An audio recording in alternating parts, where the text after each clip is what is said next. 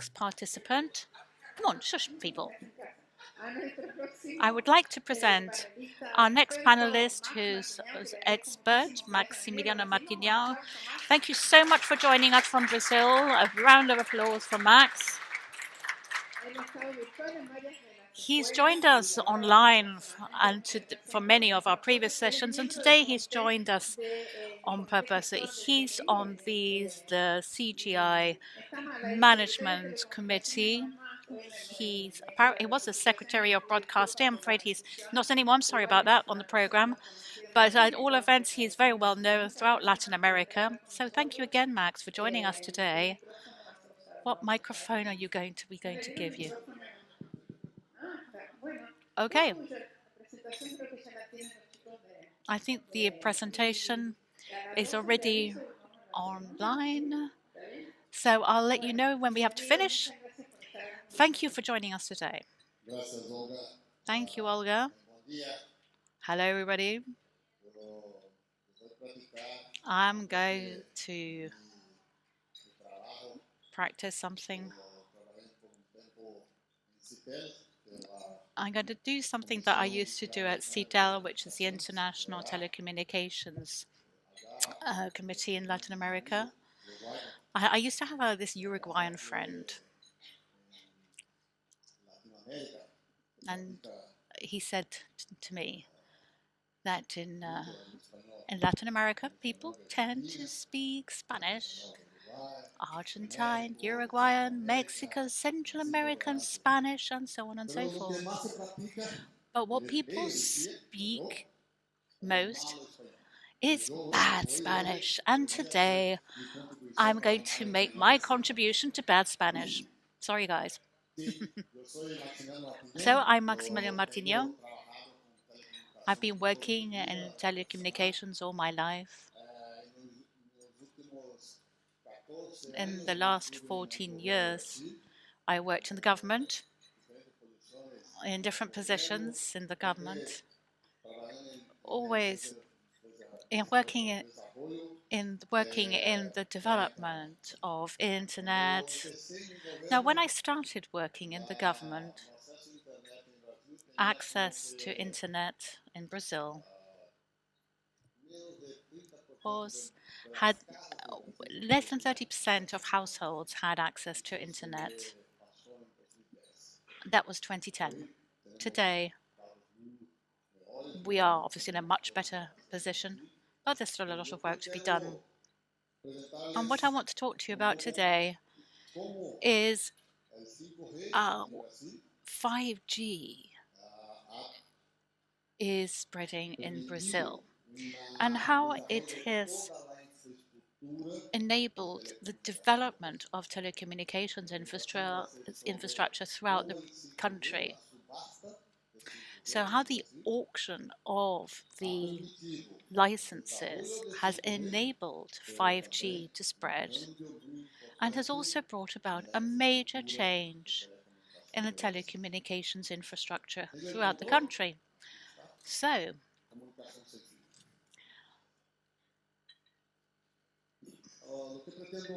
what I'd like to talk to you about today is start with some statistics about internet, how mobile internet is helping to develop access to internet in the country, how we are developing internet. I'm so sorry, this is in Portuguese, but I'm sure you get what I'm talking about. What were the priorities of the 5G auction and the commitments undertaken by the 5G operators since the auction? How this auction can help to integrate networks throughout Latin America. So all of this from my point of view, okay? First, households with access to internet. So, as we can see in 2010, under 30%. Today, it's 84% of households have access to internet.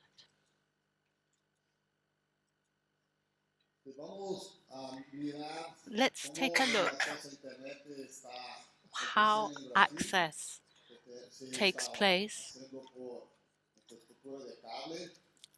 whether it's by cable or mobile or another kind of infrastructure. In Brazil, we have households with fiber optics, and we have, obviously, this means that things are faster, much faster than, obviously, wireless.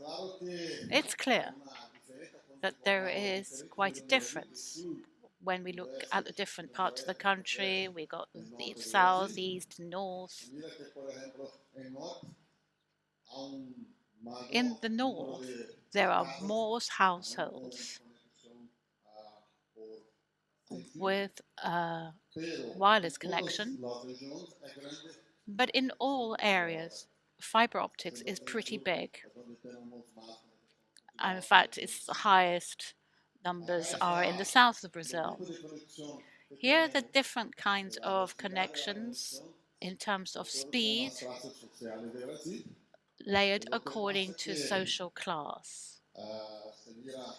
As you can see, obviously, lower income houses have slower access, slower speeds, and this is the challenge that we're facing at the moment. How can we help people from lower income households to access better quality connections?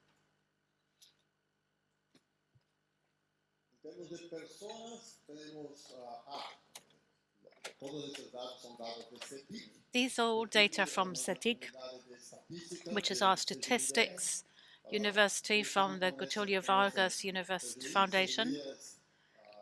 And for those of you who don't know, the CGI is the Internet Committee, Internet Governance Committee in Brazil, which was created some 20 years ago, 25 years ago.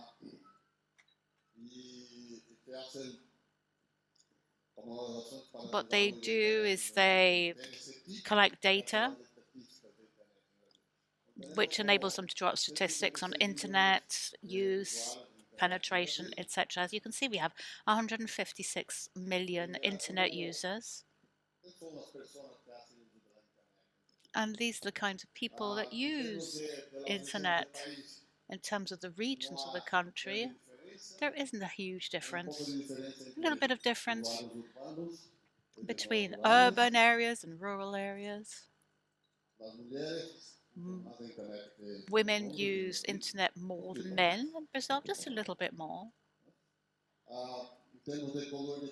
In terms of the racial split, there isn't much of a difference. When you have a look at educational standards, you can see that those who have lower educational standards have less access to internet. The difference is quite significant there. In terms of age, until 59, there isn't much of a difference. The over 60s, there is quite a significant difference there. There's quite a significant fall. Now, when you look at social class, obviously people of lower income have less access.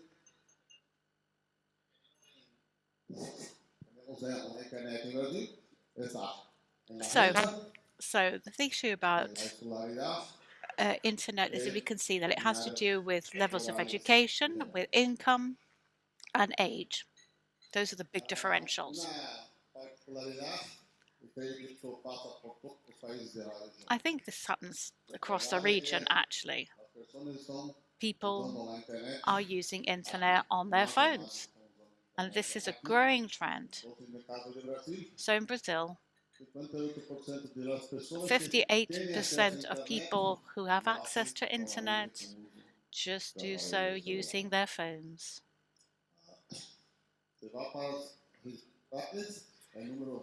If you look at the rural areas, this grows. There isn't much difference in terms of race. When it comes to education, those lowest educational standards use their phones the most. And in terms of social classes, it's the same. People from the lowest strata use their mobiles more. So basically, this brings up an interesting issue for those of you thinking about the future of internet. Is this a good thing or a bad thing? What do you think about it? Because this phone, these people who have access to internet, and there are those who don't have access to internet. It's all about the telephone. It's also true that all of our personal data is on our phones. And that's becoming the norm these days. So there's some food for thought for you. It's also true that there's been a major shift in internet access in recent years. This is data from the CEGEB, which is the official statistics organization or entity in Brazil. What I think is important to see here is in terms of geographic spread. In northern Brazil, there's a need to increase access, also in rural areas. Another important piece of data that came up during this investigation is that today in Brazil, people are using internet more to connect their TVs rather than their computers.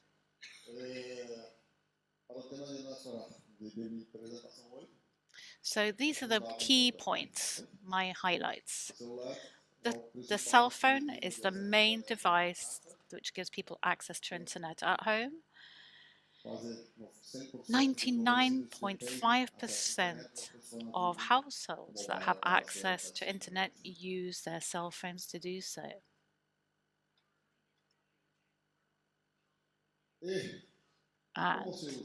And how are people using internet in Brazil? Most of them use internet every single day. This is the data again.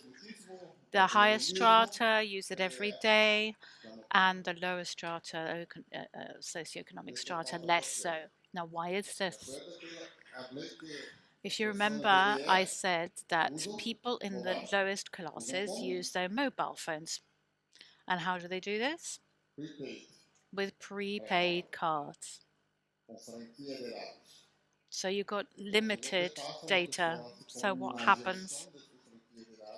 The person manages their data pack and they basically manage it so it doesn't run out before the end of the month and they get paid again and they can buy another prepaid pack.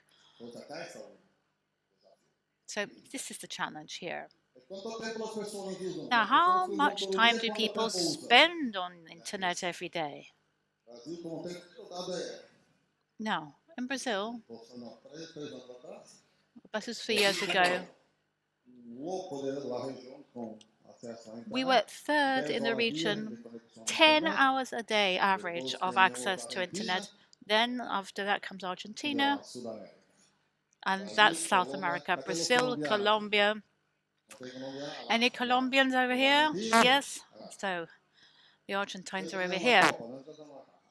So, but we're in the lead, okay? Is that clear? 10 hours of access to internet a day. Now, as we were saying, cell phones are more and more important. What's happened in the story of the cell phones? In the 1980s, the 1990s, we didn't have internet in 93. That was the main driver of growth in the cell phone use. 2009, we had 4G. And this is something that's happening all over the world. When we had 2G in 1993, around the world, in the rest of the world, in Brazil, 2G reached us in 1998. That's 5 years different. When the 2G license was auctioned, the government collected data from the companies for the auction, and they collected 22 billion reales at the time.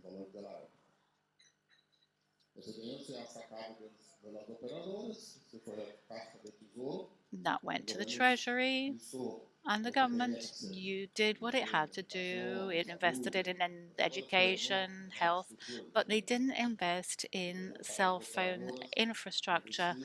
They wanted the private companies, the private operators, to invest in the telecommunications infrastructure.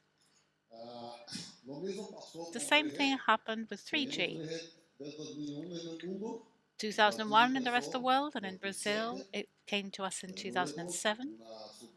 Once again, an auction where money was collected from different companies to pay for it. This time it was used to pay for infrastructure. And this is where things started to change. In 2009, in Brazil, the first auction for 4G happened in 2012. But this was an auction where they collected revenue for the treasury. When 5G came on the scene, this is a new technology which brought less latency, better connections for you. The end user is benefiting the most from this. Now, what's the benefit of this? And 1 gigabyte of speed. You can see what the benefits are when you want to watch TikTok, for instance. 1 gigabyte of velocity, speed. But it's a very highly strategic technology for economic activity, for the development, economic development, for competitiveness. And we, as users, are obviously going to benefit. But the real strategic impact is related to increasing business competitiveness, which is so important for the country. So in Brazil's case, what we did was roll out 5G in Brazil at the same time as the rest of the world throughout the country, keep up the competition between existing and broaden the competition to regional providers, permitting roaming between the different operators. And this brought with it a number of obligations to invest, to finance the expansion of the network. And this is the first time that the auction did not raise money from the operators, as 90% of the revenue was used to commit investments from all the operators in the region. So this is quite a different scenario. 47 billion reales. Now, so what are these new obligations?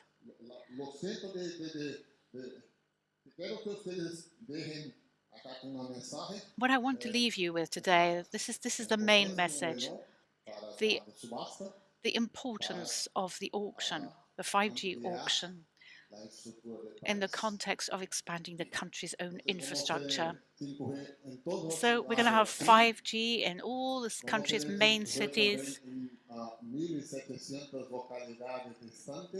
in 1,700 localities like rural places, settlements, 4G in 7,400 other localities, 35,000 kilometers of roads, fiber optic networks, 3.1 billion reales for public schools to take fiber optics to the Amazon, and also to make sure that lower income families also have access.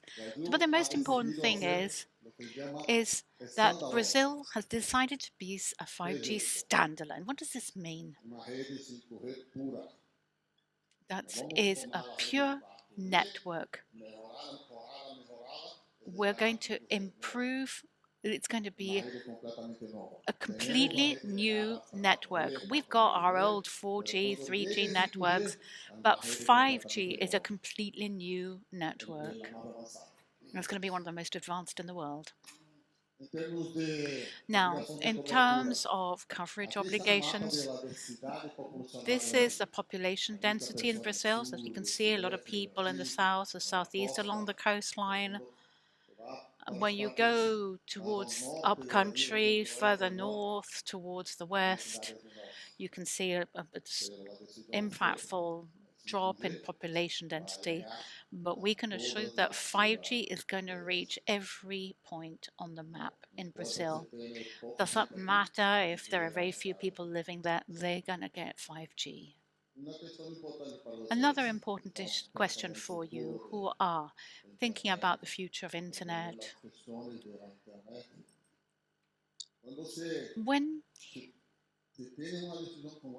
When you have a situation like this, and you need to think about these big towers, you need to think about how you're going to lay the fiber optic cables. You've got electricity posts. So something that's very important that we need to work on is the antenna laws and laws that enable people to use electricity posts and towers to transport these cables. How are we doing today in terms of coverage? 4G is everywhere in each municipality. We've got 93.79 people with access to 4G.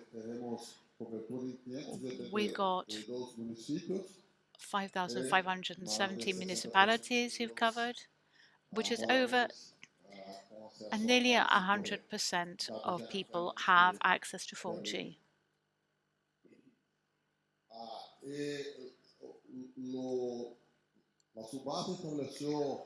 The auction established a series of steps to achieve the coverage. So we've got these different objectives to be achieved by each year. So we started in 2022 with the coverage of all the major capitals. 2025, all of those municipalities with over 500,000 inhabitants will have access, and so on and so forth, until by 2029, all of Brazil will have access to 5G. But you can see that this is a staged affair. And what's actually happening is that if we look at the numbers, we realize that the operators are moving much faster than these objectives that were set in the auction. 4G coverage in the more remote locations in Brazil, in the rural outlying areas. And the other commitments are connectivity for all state schools.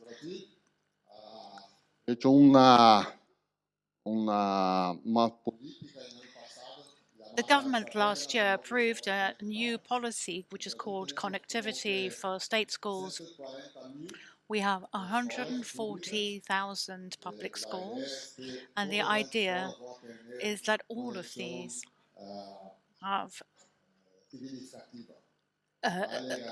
a good connection, whether it's fiber optics or satellite or high speed. But the point is that all schools will have Wi-Fi and access to digital content for teaching purposes. And the auction raised 3.1 billion reales for this process. There are other objectives involved, but the important thing is to know that we raise this amount of money, which will finance the development.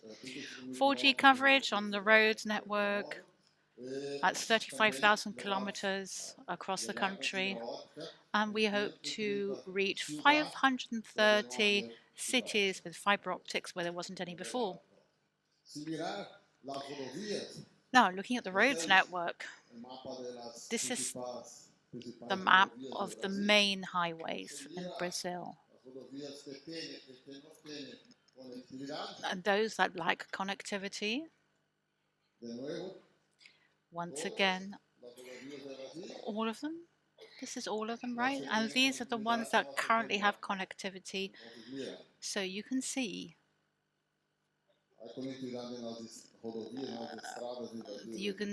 all the highways down here in the south and around Sao Paulo, which is obviously the richest state. And then you can see some coverage up here in the southeast. But most of the highways in Brazil do not have internet access. So this is a highly strategic project because economic production and activity in Brazil, everything goes on the highways.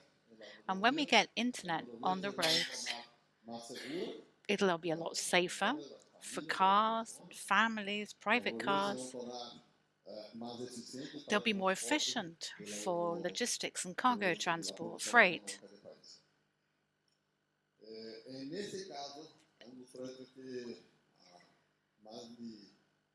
In this case, I think one of the most important aspects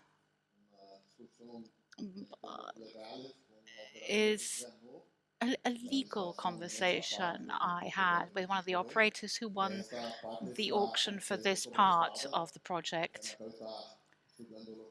And they're carrying out a study to see how to do this. And this is a project it's very, very interesting. And I really like it. What we call the connected north. The north of Brazil. Over here, it's all rainforest. It's all jungle. Now, if we look over here, you see the highways? Very few highways. Do you see what I mean? Very few. So we can't actually transport the cables to be laid because there aren't any roads. So, how are we going to tackle this? How are we going to make the connections? Along the Amazon River. So we're going to essentially cover 14,000 kilometers worth of fiber optic cables on the bed of the river. So we're going to be starting over here in Belém, in Macapá, through the Amazon, the furthest northern point in Brazil. 14,000 kilometers of fiber optics. This part is ready. This is a part that we're still working on. And I think we'll probably be ready by the end of the year. In Kanda and Ciudad, where the cable actually goes along the riverbed, there's a part that is split off to the city, and the city We are creating a metropolitan network where schools can connect it, hospitals, government buildings and administrative offices and so forth.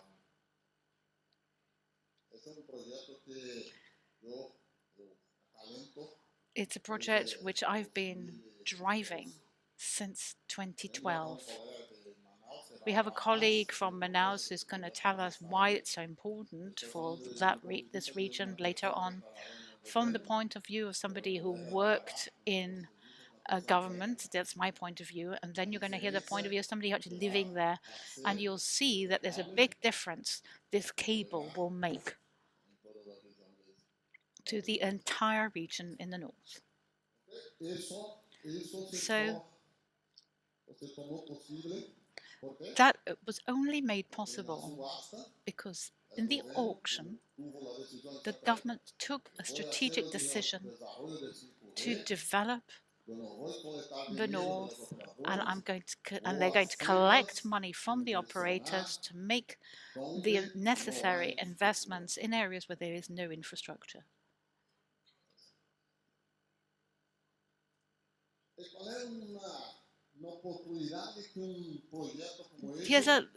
The opportunities offered by a project like this are huge for South America. Have you seen this map before? Do you know what this means? These are the major sub-ocean cables which run across the world, from the Atlantic and the Pacific.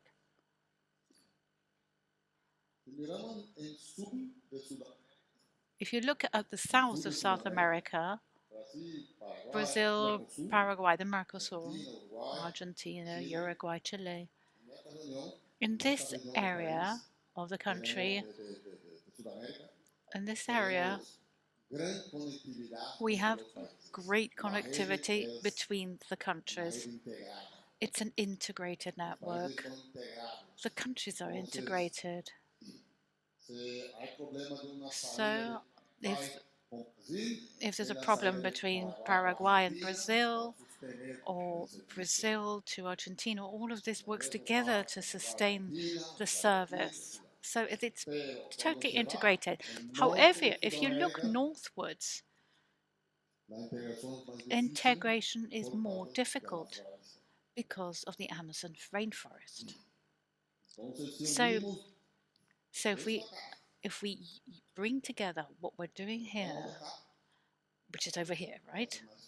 It's going to make it much easier to integrate networks between Brazil, Colombia, Venezuela, Peru, Bolivia, and thus enhance the regional network as a whole, making it all stronger and safer.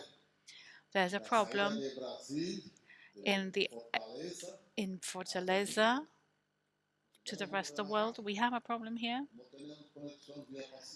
We don't have a connection to the Pacific, but when we do, we can also access that.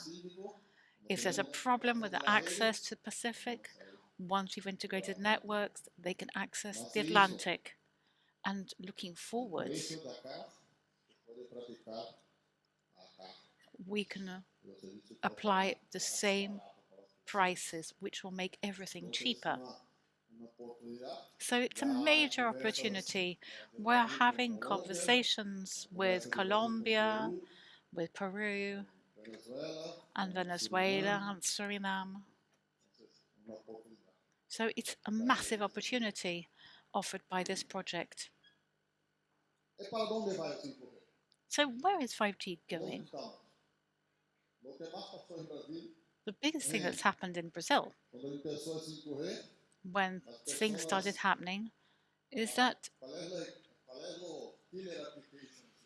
people wanted to know what is 5G. People would say, yeah, we know it's better because we're doing the speed test, and they would speed because you could see what people's real connection possibility was. Oh, how amazing! I've got 856 MB to download 77 megabytes of upload. Amazing. Instagram. And what are you going to do with that, though? It's not just all about TikTok. As I said at the beginning, there are benefits for us as users, but there are also benefits for economic development. Just think of the impact it's going to have on infrastructure, on ports, airports, agriculture, the economy, industry. This is the real revolution. The impact will be on the economic activity. What else is going on in Brazil? Luke has already mentioned this direct to device.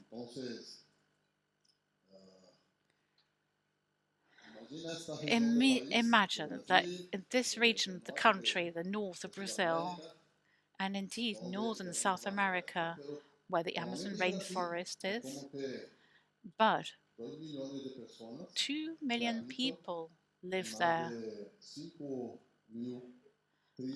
and there are over 5,000 native tribes living there, just in Brazil.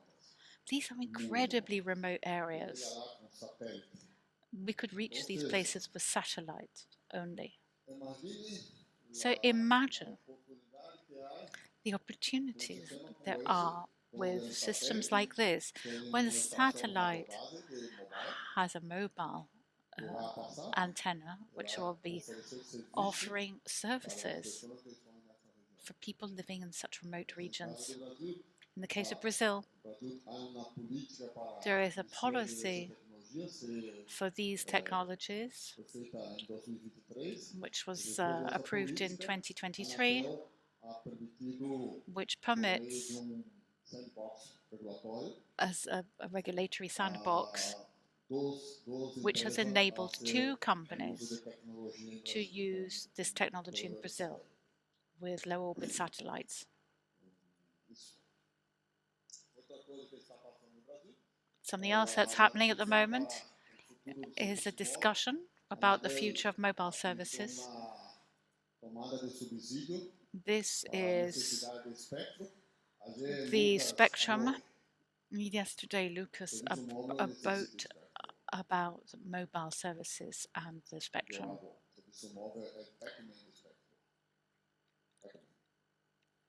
And this is the spectrum. This is crucial for services. So Anatel has issued a series of subsidies to cover the frequencies that are to be prioritized for future auctions. And here they are, okay? For 450 megahertz to 26 gigahertz, the green dots refer to mobile services and IPs. You can see the range of frequencies that are included in the proposal. Now, the main discussion is going to take place around 600 megahertz and also at 6 gigahertz. 600 megahertz. In Brazil, we have television signals, which is very important in Brazil. So we have to do a refarming of this area of the spectrum, which involves all the TV companies in the process, and it has to be properly redistributed. And the other discussion is taking place around 6 gigahertz, because Brazil took a decision 4 years ago. I was in charge of that process. In fact, I was responsible for all of this broadcasting 17 years ago. So I talked to my friends at Anatel, and they took a decision, like a very bold decision. So they occupied the entire spectrum, 6 gigahertz spectrum, 4 years ago, which is over 1200 gigahertz. And they decided to use all of that spectrum for applications that we call unlicensed, like Wi-Fi. The idea is to enable them to use Wi-Fi 6. They took that decision with the hope that Wi-Fi would take off. So 4 years have gone by, not a lot has happened, and now the industry, the mobile device industry, is anxious to take this over. It's about 1200 megahertz of width, 600 for mobile and 500 for Wi-Fi. But what's happening is that in Brazil, we have regional suppliers. And these regional suppliers have done extraordinary work in Brazil. Really amazing. 8 years ago in Brazil, the large operators had 24 million fixed broadband users. Regional broadband users had much, far less. But over the last year, they've grown to 25 million fixed broadband users, and the large companies still have the same number of users. So the regional suppliers have grown hugely. They've worked very hard. They've worked very strategically because they're the ones who are responsible for connecting 16 million households thanks to their efforts. So all of this band is being designated to continue working to develop Wi-Fi 6 and Wi-Fi 7, and also to create the competitive conditions for large-scale operators. Now, to wind up, these are the priorities for connectivity in Brazil. And I think that our main priority is digital literacy, which is use, because people don't have access to internet in Brazil. When we ask them, why don't you have access to internet? There are three answers to this question. The first is, don't really know what it's about. The second answer is, because I don't want to. And the third, because it's too expensive. But those who say that they don't want it very often are those who say that, but in fact, because it's just too hard to admit that they don't know how to use it. So digital literacy is so important to foster better inclusion. That's our mantra for the time being. Significant and universal connectivity, making the offer of services available at accessible prices. There are lots of schools that are going to be connected. 24,000 health centers as well as schools. So I think that's it for today. Thank you very much.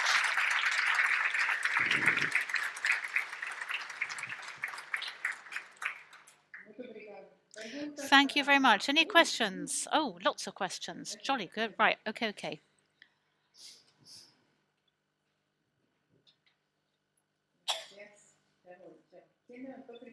Who stuck their hand up first?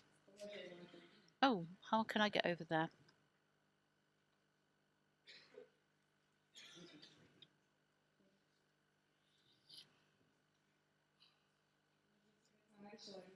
Hi, I'm Marisa from Brazil.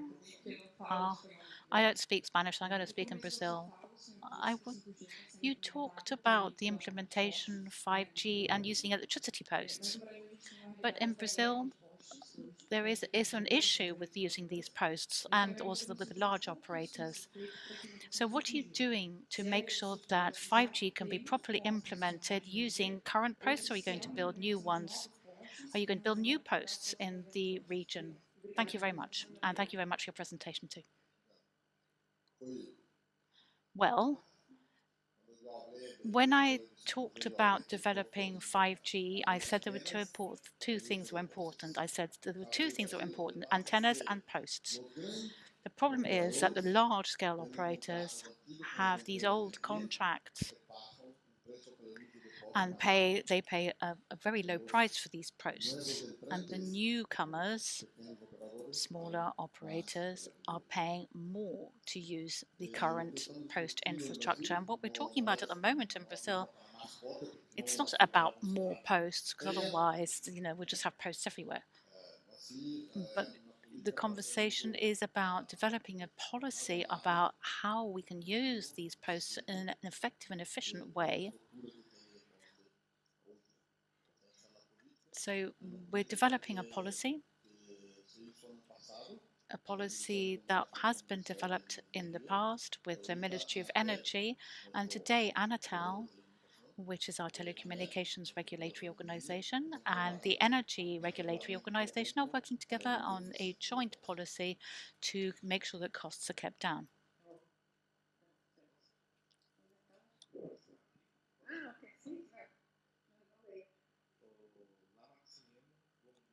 Hi, Maximiliano. Hi, I'm Emerson. I'm doing a doctorate in social studies in Campina Grande in Brazil. Recently, we saw that the government in Sao Paulo was limiting the use of ChatGPT in basic education. So that's the first point. And in a world when the growing concerns about the veracity of data and content and the issues of fake news, we want to know why the public policy of greater connectivity could impact on people, because the idea is for people to be able to develop their knowledge and their understanding. How can the government develop a curriculum which has got to do with the proper education of teachers in schools so that they understand how to use digital content? Right. There are lots of different issues here. So you're doing a doctorate on this. Jolly good. What I can say in answer to the question is that in our connectivity strategy, there is a group that is coming up with all the directives and guidelines for the project. And one of the issues that this working group is developing is about content. Yeah. So there are no decisions taken as yet, but the group is going to develop something on this subject. But from the NEG, there isn't any decision taken so far.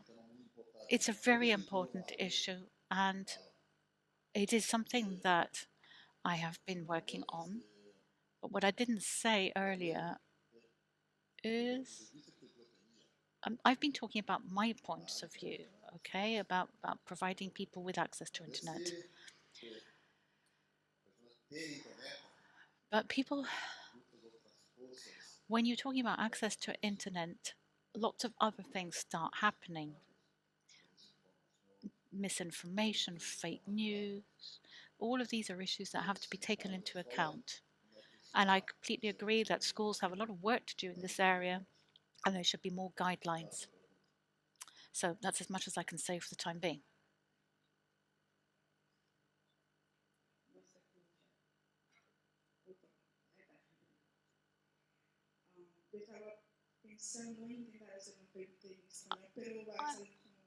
I'm going to speak Portuñol as well. From Floresta. Oh, you're okay. You're speaking Portuñol. Well, that means bad Spanish.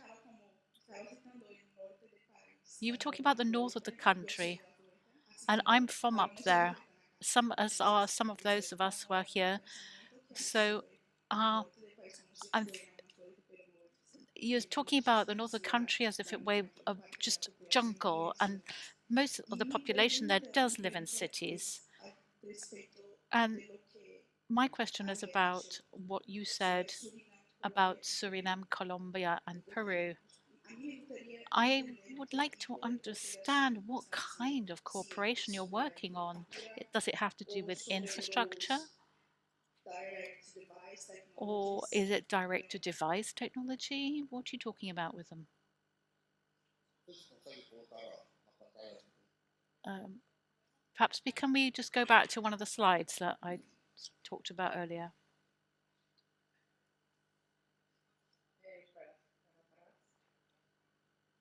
Let's just flick back for a minute. This one. Okay. So when I said I was talking about the rainforest here, I wasn't criticizing the people who live there. I'm just saying that from the point of view of infrastructure, the rainforest is a bit of a challenge.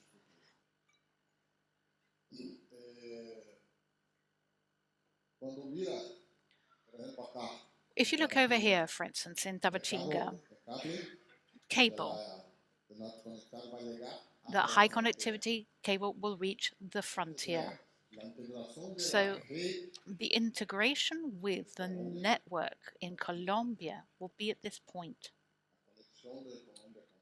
That's where Colombia will connect with Brazil. And the same thing happens with Venezuela further north, Peru further to the south.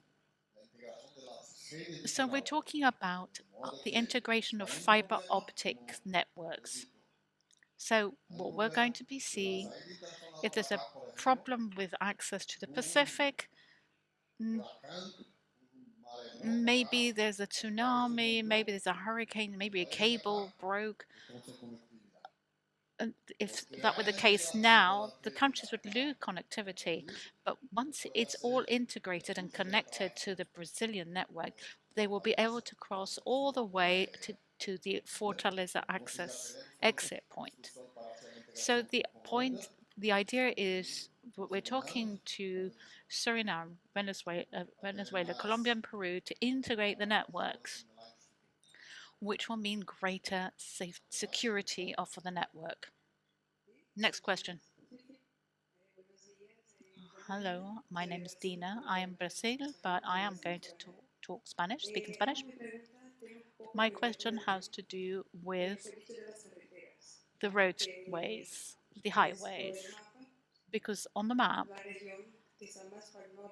the northern regions have little connectivity. My question is the focus more of a macro one? But the question is, we need to connect Brazil together in terms of highways. Now, we've been discussing this since the year 2000 or whatever.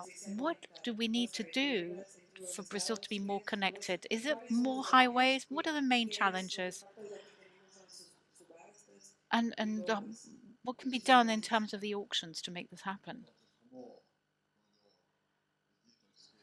Well, my response is that when we look at the infrastructure across Brazil, you can see that in the north, there is very little fiber optics, okay? What happened with the auction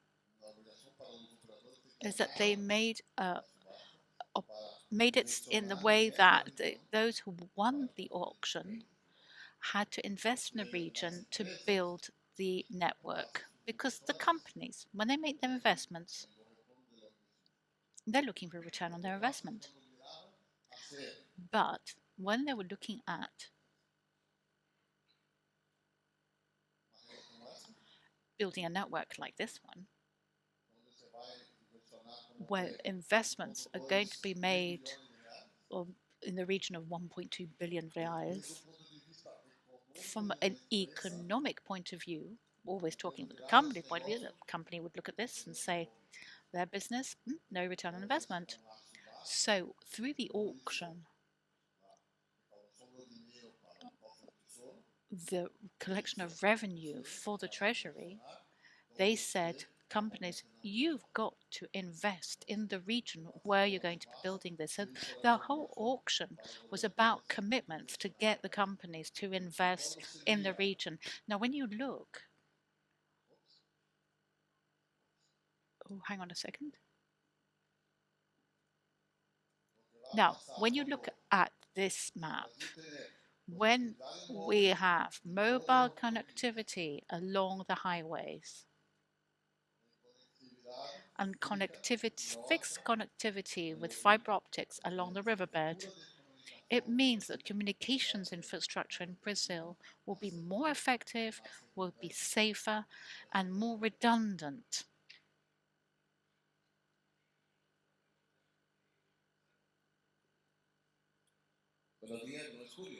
Hello, I'm Julio. I have a question. I understand that this is a public-private partnership investment. How are they going to handle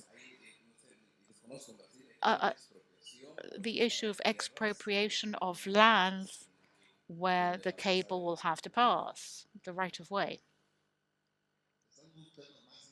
That's an incredibly delicate issue, and it's one of the biggest issues that we're tackling at the moment.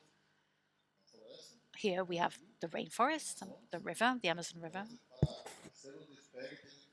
So we have to make sure that we have all the environmental licenses necessary to do this. For example, let's see. This bit here, from Manaus to Boa Vista, there was a part in the auction that said that it had to be ready by last year. The hope, that the expectation was that the concession would be completed last year, but they didn't have the environmental license to enable them to build it. So it wasn't authorized by the government. So we need to hold all these different negotiations with different environmental organizations, and that will enable us to do that. And there is a group within Anatel which is responsible for all of this project and making sure that it actually happens. Where's the microphone got to?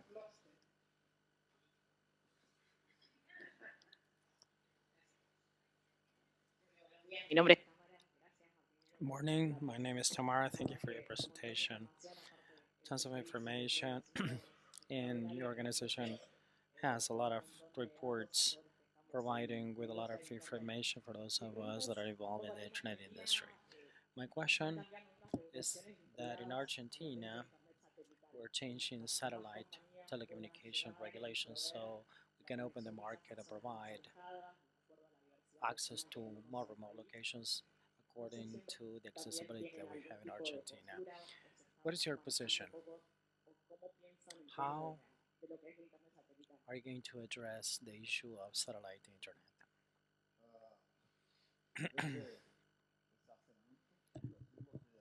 From a long time ago in Brazil, we have the reciprocity method where a company in a country covers Brazil with satellite if the source or country of origin of that company allows Brazilian satellite to provide coverage in Brazil. Brazil will basically have reciprocity. And this is what we have in Brazil in place so far.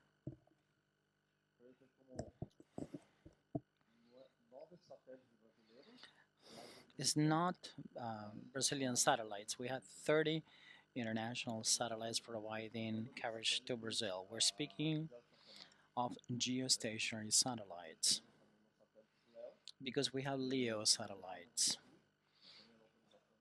They are already approved or authorized in Brazil. But it's exactly the same. It's the reciprocity methodology. Okay, you can provide services in Brazil and vice versa. Brazil has filed a very important report. It doesn't have to do with your question, but it's interesting. Para, para The satellites need to be on space, in orbit. Orbiting in space is like an onion, where you have different onion layers. What happened was that when you look at the LEO orbits, layers, there's no strict regulation for those. Now, for players or companies that use LEO orbits,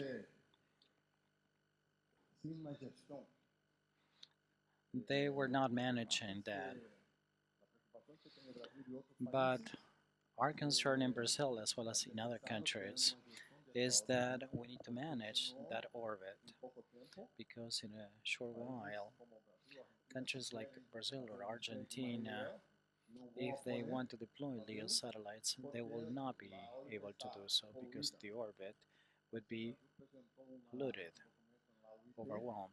So we filed a report in the ITU and it was approved to discuss the use of geostationary satellites in that orbit. So that's very, very good for managing the satellites. My name is Guilherme from Brazil. I would like to ask what is the political positions of your decisions? In line with the research that I have done over the internet, I understand that 5G started in many cities in Brazil, especially in the capital cities of Brazil. And they've made progress in some small cities, but they have political groups of companies. So what is the intervention of large companies in this sort of decisions to implement 5G? And for these purposes, I would like to know what are the Brazilian efforts or initiatives to guarantee the Aboriginal peoples of Amazonia, especially with implementation of Starlink, because Starlink has been advancing in the Amazon rainforest and is going to affect the Aboriginal peoples. What is the Brazilian position on the part of the government to implement or to regulate these sort of deployments in the region? Because yes, we know that there's an advance on technology and made progress in the Amazonia. However, there are risks that we run, especially with these subjects that have been detrimental or that may be detrimental to the region.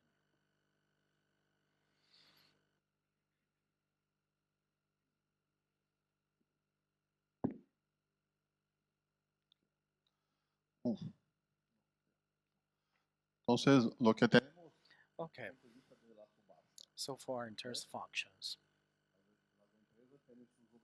companies are required to cover cities with 5,000 people. In 2027, up to 100,000 people. But many times, these companies, they have their own business strategy in place. So, this is what I've demonstrated by depicting this map. And companies went overboard. I mean, they surpassed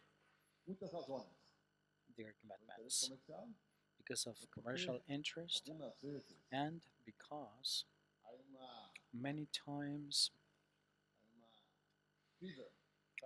there's a fever.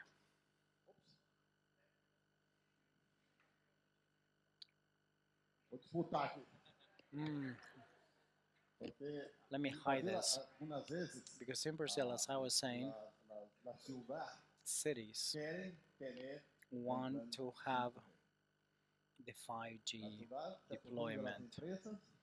So they approach companies and they said, oh, we would like our city to deploy 5G in our cities. What can you do about it? That's what they say to these corporations. So they offer probably some land to build, I don't know, infrastructure like towers.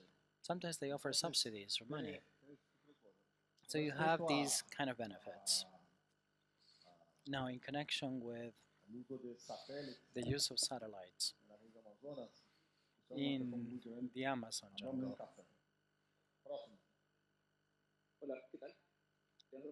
we will discuss it during the coffee break. Yes, my name is Leonardo Martinez. It seems that it's very interesting the work that you have done in Brazil to connect the Amazon jungle, especially remote places that are so far away from the city. So my question is twofold. First, considering that one of the conditions to deploy the 5G technology is low latency, we are talking about the level of milliseconds.